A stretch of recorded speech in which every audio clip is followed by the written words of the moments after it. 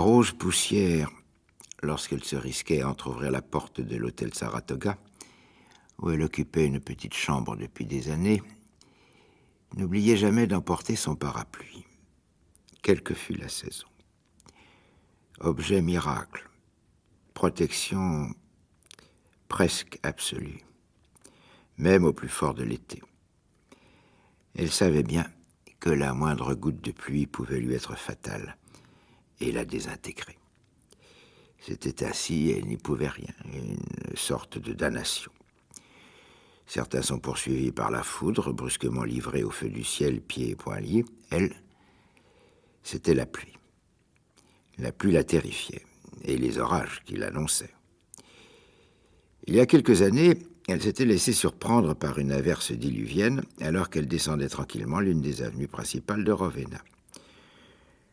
L'angoisse qui l'avait saisie alors, elle n'avait jamais réussi à l'oublier. Et pourtant, dans ce domaine, nul ne pouvait lui apprendre grand-chose. Toutes les terreurs depuis son enfance, elle avait appris à les connaître, bien qu'elle n'eût réussi à en apprivoiser aucune. Mais celle-là, c'était la pire. Elle avait eu l'impression, brusquement, de se mettre à grésiller comme un morceau de beurre sur une poêle chauffée à blanc. Mais c'était bien ce qu'elle avait éprouvé. Ou alors, une sorte de court-circuit, peut-être. On l'avait traînée de force vers la chaise électrique sans même avoir écouté ses protestations d'innocence. Elle avait cherché pendant longtemps des comparaisons plus nobles qui eussent bien rendu compte de son intolérable souffrance à ce moment précis, mais elle n'avait rien trouvé, même dans les ouvrages spécialisés pour lesquels elle avait dépensé des sommes considérables, du moins pour elle qui ne disposait que d'une misérable allocation de l'État. Personne n'avait pensé à son cas. Elle n'était pas répertoriable. Un peu comme cet homme qui se croyait en verre et qui refusait obstinément qu'on l'approchât tant il redoutait de se briser en 1000 morceaux au premier contact. Les gens qui se mettaient à grésiller sous la pluie ne devaient pas être assez nombreux sans doute pour figurer dans un traité de psychiatrie. Peut-être même était-elle la seule. Après tout, ce n'était pas une infamie. Il lui arrivait d'en tirer vanité parfois. Elle était unique. L'unique. C'était une petite consolation. Autrefois, il y a bien longtemps, Rose Poussière s'appelait Edwina. Edwina Steiner. D'ailleurs, à Ravenna, on pouvait encore rencontrer des gens qui se souvenaient de la famille Steiner. Même si leur mémoire leur jouait parfois des tours, ils n'avaient pas oublié que M. Steiner, Isaac Steiner, était avant-guerre le plus grand marchand de tableaux de la région, et qu'il avait disparu avec sa femme dans les crématoires de Birkenau. Leur fille unique, soignée depuis longtemps déjà pour troubles mentaux, avait miraculeusement échappé à la déportation. Du moins le croyait-on. Car Edwina Steiner, depuis cette époque, niait sa propre existence. Elle prétendait s'appeler désormais Rose Poussière.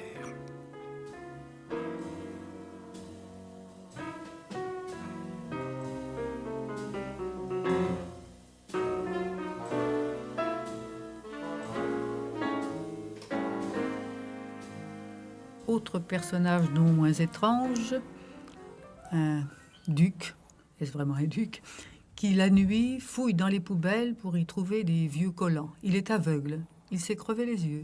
Oui, il s'est crevé les yeux dans une crise de désespoir ou de démence, parce qu'il avait évidemment travaillé à un projet tout à fait étrange. Il voulait faire un film, écrire le scénario, bon, peut-être pas le réaliser forcément, mais sur la vie du poète allemand Hölderlin.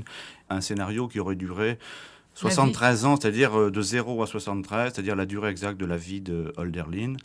Et il a 8000 pages alors que Hölderlin a à peine 21, 22 ans. Évidemment, c'est un projet dément. Enfin, c'est à la fois absurde et tragique. Et devant l'ampleur de son projet, il a sombré dans une espèce de folie, de démence bon, c'est une espèce de Oedipe aveugle, et dans cette espèce évidemment de référence à Oedipe, il y a aussi une référence à Hölderlin, bien sûr. Antigone et Oedipe. tous ces personnages mènent des vies parallèles. Quelques-uns se rencontrent parfois, mais assez fugitivement, je veux dire. C'est pas un roman totalement construit qu'une action entre ces personnages. Non, Il y a non. des choses importantes qui s'y passent, oui. Oui, il se passe des choses, des moments de tension, mais ce sont des personnages qui se frôlent, qui s'épient, qui se croisent. Je crois que le roman est construit sur le fait qu'il n'y a pas de rapport entre ces personnages. Et c'est entièrement construit sur le fait que ces personnages auraient pu avoir des rapports, que ça aurait pu être sublime, et que, en fait, c'est lamentable, que c'est un gâchis total, tout à fait désespérant, et que tout le monde se manque, et que finalement, ces gens-là, ils vivent une sorte d'enfer sur la terre, quoi.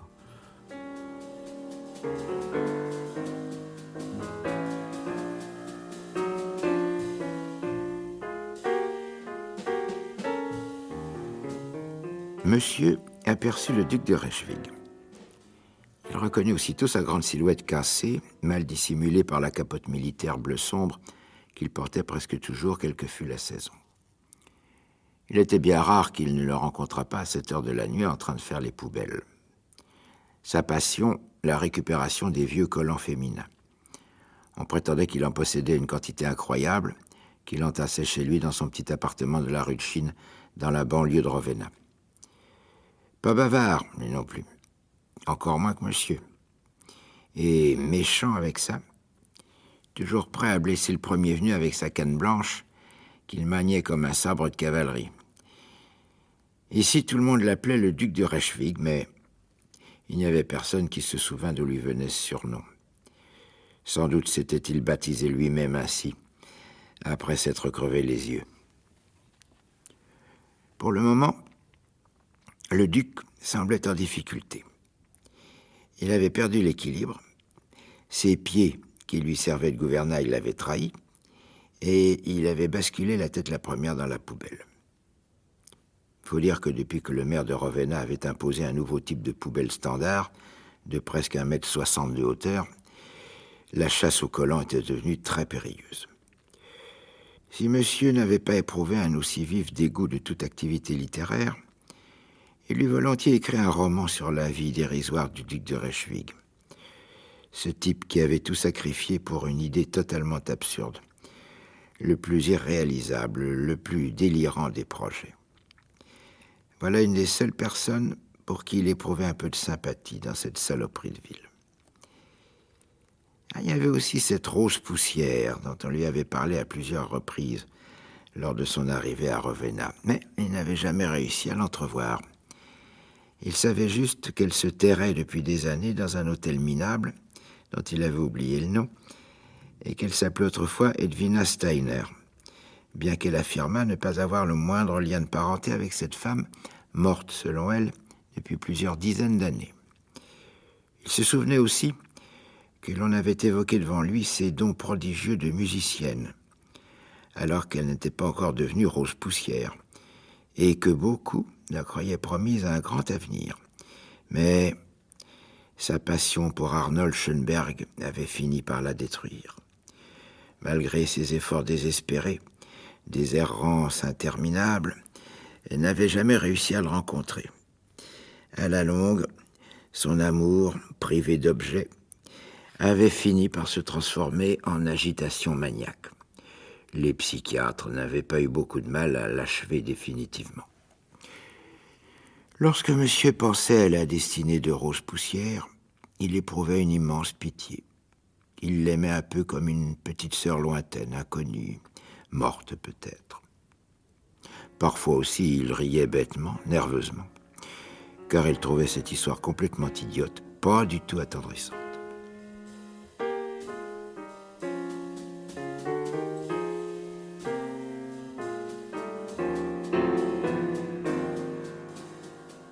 C'est pas un roman très optimiste. Non, ce n'est pas un roman très optimiste. Non, pas réellement. Maintenant, j'espère que ça n'est pas dépourvu d'un certain humour qui est fait sur la dérision. Il y a un moment où on est tellement désespéré qu'on finit par trouver que la vie est drôle. Ce que disait Beckett, quoi, à force d'accumuler les malheurs, finalement, on finit par s'écrouler de rire, quoi. Bon, il y a un peu de ça, quoi. Vu sous un certain angle, le malheur est comique. Mais évidemment, c'est un comique particulier et un peu grinçant. Curieusement, le roman est suivi d'une postface. Pourquoi? Je n'avais pas publié de roman depuis une dizaine d'années. Mmh. Alors évidemment, je pense que c'était pour lier, Oui, avec les romans précédents, notamment. montrer que c'était un ensemble, C'est que ça. ça se liait. C'est pas vraiment une trilogie, mais plutôt un triptyque. Comme ça, pour une comparaison, enfin, ça paraît toujours très prétentieux de faire des comparaisons. Communion, silence, à travers le miroir, quoi. Je veux dire, mais pas une trilogie, parce que je pense que le terme de trilogie ne convient pas du tout, parce que ce sont pas du tout les mêmes personnages. Mais de triptyque, une sorte de triptyque du désespoir, ou comme trois quatuors de chambres, comme ça, qui pourraient, disons, fonctionner ensemble et réagir les uns par rapport aux autres. Bon.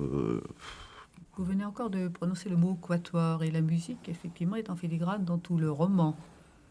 Oui, j'ai un grand amour de la musique. C'est très difficile de trouver des équivalences musicales en littérature, mais c'est un art qui, par certains côtés, se rapproche quand même de la littérature. Alors là, évidemment, c'est traversé par Le jazz, d'une part. par Anselmus Monk C'est ça. ou Webern. Alors évidemment, c'est d'un côté le jazz et c'est la musique dodécaphonique, Schoenberg ou Schoenberg, Webern. oui. Alors évidemment, on peut penser a priori que ça ne se ressemble pas, mais par exemple, si on compare Webern et Monk, il y a une espèce de rapport au silence qui est évidemment évident.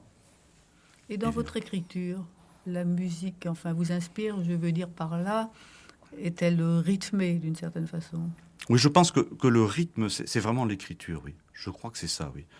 Oui, vous avez d'ailleurs des chapitres très, très différents, On essaie. En tout de cas. styles très différents, des phrases courtes, hachées quelquefois, d'autres fois une écriture presque un peu somnambulique, quand on est dans la tête des personnages, sans ponctuation, Oui. une phrase continue. Il y a une phrase continue, notamment très très longue, de 3 pages, au moment où le duc de Rejvik se noie, se suicide, parce que là, évidemment, ça correspond à une espèce de coulée, enfin réellement une coulée de, à la fois la situation physique du personnage qui est en train de se noyer, il y a une coulée verbale, un peu faulknerienne, bon, faut bien reconnaître, bon, un peu trop d'ailleurs. Et c'est dans ce chapitre d'ailleurs qu'on trouve le titre, L'ombre des forêts. Oui, on le Alors- retrouve là, et on le retrouve aussi dans la référence, un moment où il parle avec le duc de Rejvik, enfin monsieur parle avec le duc de Rejvik, et à un moment le duc lui dit que, enfin, il y a des personnages qui dit enfin, quasiment, il reprend le vers c'est inspiré par Racine évidemment, que ne suis assise à l'ombre des forêts, quoi. C'est ça. Alors là, ça c'est l'ombre de la nostalgie, parce que dans ce vers de Racine, il y a en même temps à la fois la pulsion de mort et puis la nostalgie de l'enfance. C'est-à-dire qu'il y a les deux, et c'est un livre qui est à la fois traversé, je crois, par la pulsion de mort et par une intense nostalgie de l'enfance, même si le mot enfance est juste prononcé à la fin, mais quand vraiment c'est vraiment trop tard, quoi. Je crois que c'est ça. C'est traversé par une lumière assez douce, par moments, bien que le livre soit brutal, coupant, enfin comme une épée qu'on prendrait par le revers de la lame, enfin vraiment. Et il y a je crois les deux côtés, le coupant et le doux, et surtout la nostalgie de l'amour, enfin qui brille par son absence, vraiment au sens propre. On dit que telle chose brille par son absence. Là, je crois que j'ai voulu essayer d'écrire une espèce d'éclat, mais comme ça négatif. Enfin, on sente les choses parce que en montrant le contraire.